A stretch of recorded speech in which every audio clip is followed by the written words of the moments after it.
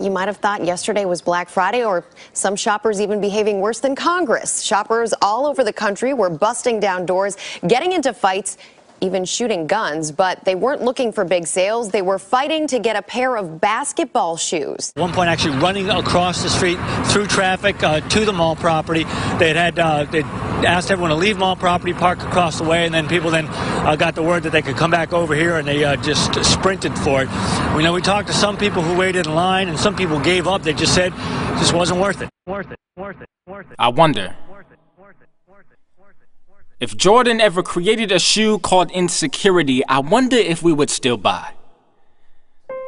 I wonder if we would borrow stores and stand in line just to end the supply. I wonder if we would still purchase them knowing that we are struggling just to get by. But if Jordan accomplished one thing, he made so many of my peers believe that his shoes could make them fly. But I wonder why. My generation keeps doing the same things and expecting different results. But then again, we do keep buying the same shoe and expecting new praise and exalt.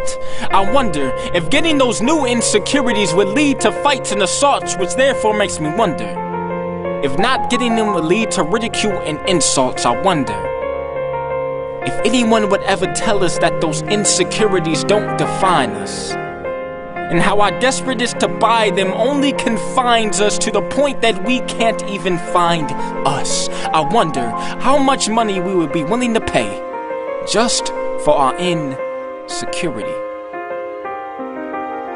See, I can only wonder. But my wondering soon turns to worry as I think of what my generation will do just for attention. How they jump on new trends as a means of bypassing rejection and wrongly call it freedom of expression, but all they want is acceptance. I just want to tell them that if you're walking in the wrong direction, it doesn't matter what is on your feet. And if you're not hearing sound truth, no, I don't care about your beats. And if your words aren't edifying, no, I don't want to see your tweet. Because your desperateness to take a seat with the elite will eventually become your defeat. But please tell me, if these things are really making you feel complete, then why are you constantly feeling the need to compete? You thought that being a part of the in crowd would make you complete, but all you realize is that they just made you feel incomplete. But please understand that my words are no blame on Jordan, but only recognizing the society that has become our biggest prison warden. And I speak to my generation to warn them of a society that specializes in desensitizing sentiments to center their attention on things that don't benefit. A society that treats me like I'm the enemy, but I'm the one who's innocent. They treat me like I'm the nemesis, but that's because they choose dudes like Lil Wayne and Chief Keef to act as our representative.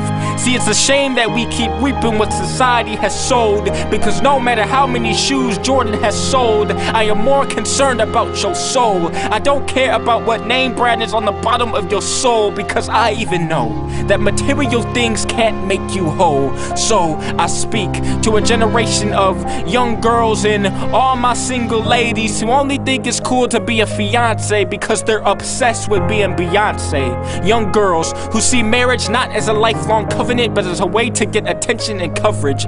Doesn't care if her man covers her, because all she wants is for other girls to covet her. So I speak to a generation of young boys who only think that masculinity means to skillfully and implicitly downplay their chivalry, sympathy, sensitivity, and their dignity, while officially, explicitly, and unequivocally promoting violence visually, vividly, and viciously, negatively promoting hostility and delinquency in order to hide their true feelings of fragility, acceptability, insufficiency, and insecurity. See, it scares me what my generation will do just for attention, but the sad thing is that they know that we will give it to them. Because they think that the only way to be recognized is to put fights on World Star, because in one night they become the world stars, and they think that causing harm will make them go far. But I wonder if they even know that the activity could put them behind bars. So I speak to a generation that lives by the philosophy of YOLO. A generation that lives it up because they only live once. So ironically, they use words to signify the fact that they are living, but they don't even know what they speak. They use words like faded, which means to lose brilliance or to die out gradually, wasted, to be used up or worn down, gradually chopped, to be cut into small bits and to be cut in half. And we wonder why our lifespan keeps being cut in half. See, life and death is in the power of your tongue, and it isn't too far from your lungs. So don't think that for 1 minute, death won't greet you while you're young. But while we were young, our true purpose was made known to us the day that Christ hung. And a new song was sung because the possibility of new life had just begun.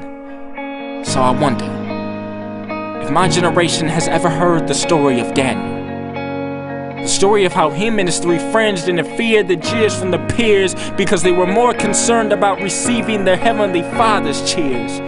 Their obedience even caused them to be thrown into a lion's den and even a fiery furnace, but it was no point for them to be fearful or nervous because there suddenly appeared a miraculous person that prevented what was meant to harm to not serve its purpose. I wonder if young women have ever heard the story of Esther.